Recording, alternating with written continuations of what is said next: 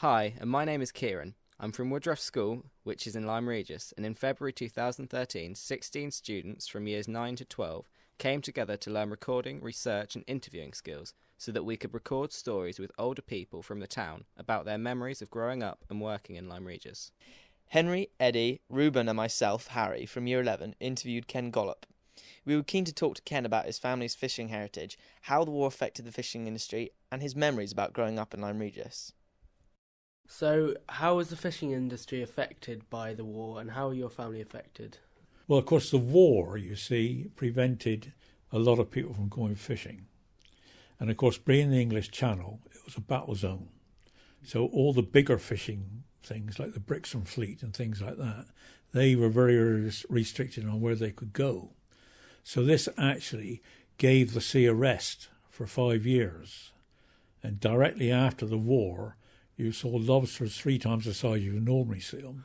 You would see darn great cod and skate of 100 pounds because they hadn't been caught. They were allowed to grow for an extra 5 years and reproduce for an extra 5 years. So after the war, anybody who went fishing was very nearly guaranteed of a catch of some sort or other. But the only problem was, in Lyme itself, those that came back after the war didn't actually take up fishing. They didn't like the trouble of going to sea in the winter. Oh, it's a bloody hard job work fishing in the winter. You got to remember, in those days, you didn't have trawlers like you got down there now. They were all open boats. You know, the small type of trip boat you got now that Harry May and that operate, with no wheelhouse whatsoever. That was all they had, and they were only going out for a day, and your only protection you had was a raincoat and a hat. I knew one bloke who used to take a brolly with him. One of the old blokes, it was quite a laugh. He had an umbrella stuffed under the seat just in case it rained too hard. But so it was very, very simple, very, very small scale. I mean, you had all the elements chucked at you, whether it was sunshine or showers. There, that's my playground, and that there is actually me, sat on there. And these are the rowing boats we used to hire out, you see. And of course, if you were a 8 or 9 year old kid, you could play with these boats when they're not being used. So you learnt to row very early, and you rowed round back Back Beach and in amongst the rocks and that. You have a couple of lobster pots up there. You know, you can make money always, sort of thing. But that was like toys to us. There, there's Lyme Beach. Look. What were your earliest memories of tourism in Lyme? When war finished, they opened the beaches up because, of course, the beaches were all sealed off with barbed wire and pillboxes and machine gun points and things like that. And people started to come on holiday. And you would never believe Lyme would get so crowded. Of course, they all had to come by train or bus. Nobody had a car in those days. You know, you could walk from here down to the town and you wouldn't see a car.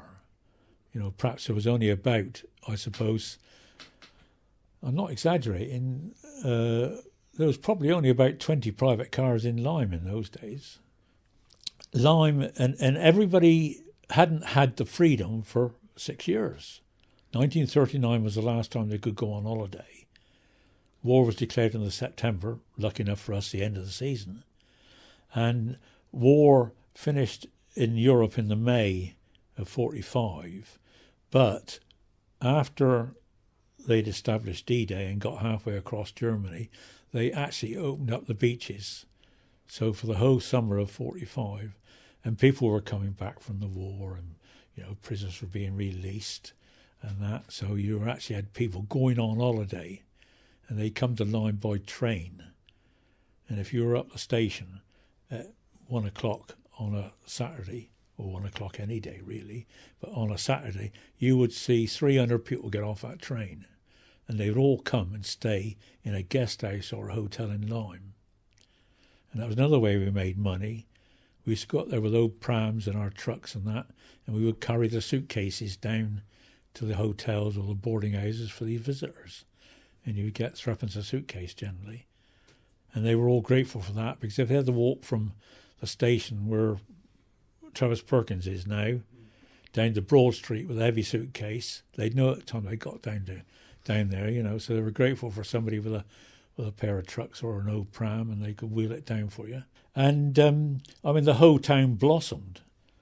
And we sort of were amazed at all these people, you know. All we'd seen for the last 18 months before the war finished was Yanks.